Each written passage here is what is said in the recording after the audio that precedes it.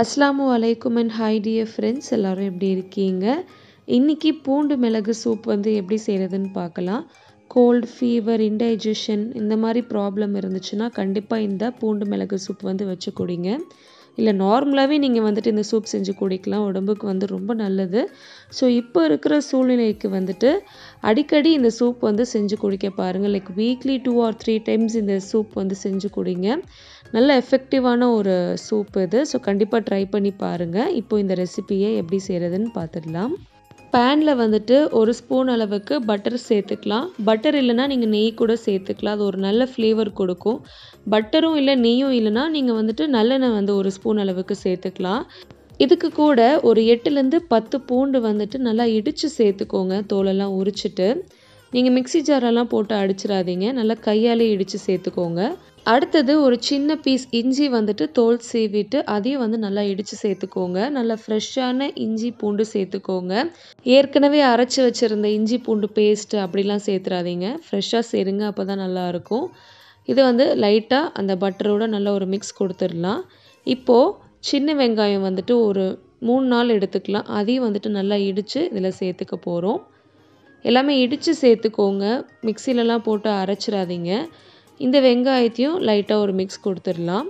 அடுத்தது கொஞ்சமாக கேரட், ஒரு ஹாஃப் பீன்ஸ் எடுத்துக்கோங்க. இது ஜஸ்ட்டு பேருக்காக தான் சேர்க்குறோம், நல்லா பொடி பொடியாக நறுக்கி சேர்த்துக்கலாம். இருந்தால் சேர்த்துக்கோங்க, இல்லைன்னா ஒன்றும் பிரச்சனை இல்லை. இதையும் நல்லா ஒரு மிக்ஸ் கொடுத்துடலாம். இது எல்லாமே அப்படியே வதங்கணும்லாம் அவசியம் இல்லை, ஜஸ்ட்டு அந்த பட்டரோட மிக்ஸ் பண்ணி விட்டிங்கன்னா மட்டும் போதும். இதில் இப்போது போதுமான அளவுக்கு தண்ணி சேர்த்துக்கலாம். நான் வந்து ஒரு 1/2 லிட்டர் அளவுக்கு தண்ணி சேர்த்துருக்குறேன்.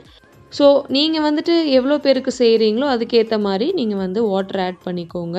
இதை வந்து நல்லா ஒரு மிக்ஸ் கொடுத்துட்டு ஒரு 5லேருந்து 7 நிமிஷத்துக்கு நல்லா கொதிக்க விட்டுருங்க. இப்போது நல்லா கொதிச்சிட்ருக்கு. இப்போது இதில் முழு மிளகு வந்துட்டு நல்லா கையால் இடித்து சேர்த்துக்கோங்க. ஏற்கனவே பவுட்ரு பண்ணி வச்சுருந்தீங்கன்னா அது முடிஞ்ச வரைக்கும் அவாய்ட் பண்ணிக்கோங்க. நல்லா ஃப்ரெஷ்ஷாக இடித்து சேர்த்துக்கோங்க, சூப்புக்கு வந்து இன்னும் ரொம்ப நல்லாயிருக்கும். ஸோ உங்கள் டேஸ்ட்டுக்கு ஏற்ற மாதிரி இந்த மிளகு வந்து சேர்த்துக்கோங்க. அடுத்து இந்த சூப்புக்கு தேவையான உப்பு சேர்த்துக்கலாம். உங்கள் டேஸ்ட்டுக்கு ஏற்ற மாதிரி நீங்கள் உப்பு சேர்த்துட்டு நல்லா ஒரு மிக்ஸ் கொடுத்துருங்க. அடுத்தது இந்த சூப்புக்கு கொஞ்சம் திக்னஸ் கொடுக்கறதுக்காக 1 டேபிள் ஸ்பூன் அளவுக்கு கார்ன்ஃப்ளவர் எடுத்துக்கோங்க.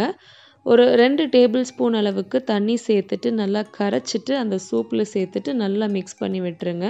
சூப் வந்துட்டு கொஞ்சம் திக்காக இருக்கிறப்ப குடிக்கிறதுக்கு இன்னும் நல்லா இருக்கும். தண்ணியாக இருந்துச்சுன்னா குடிக்கிறதுக்கு அவ்வளோவா இன்ட்ரெஸ்டிங்காக இருக்காது. கார்ன்ஃப்ளவர் இல்லைனாலும் நீங்கள் ஸ்கிப் பண்ணிடலாம், ஒன்றும் பிரச்சனை இல்லை.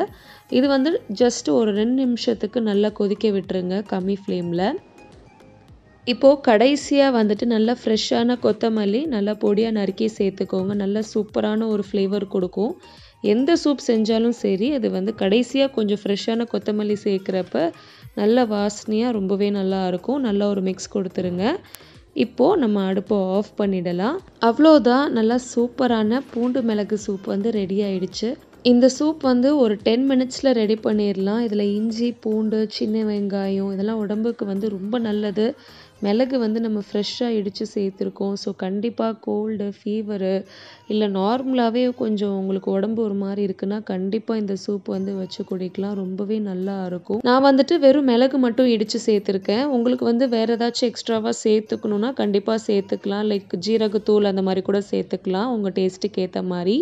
கண்டிப்பாக இந்த சூப் ரெசிபி ட்ரை செஞ்சு பாருங்கள். இந்த ரெசிபி உங்களுக்கு ரொம்ப பிடிச்சிருக்குன்னு நம்புகிறேன். மறக்காமல் நம்ம சேனலுக்கு லைக் பண்ணுங்கள், ஷேர் பண்ணுங்கள், சப்ஸ்கிரைப் பண்ணுங்கள். தேங்க்ஸ் ஃபார் வாட்சிங்.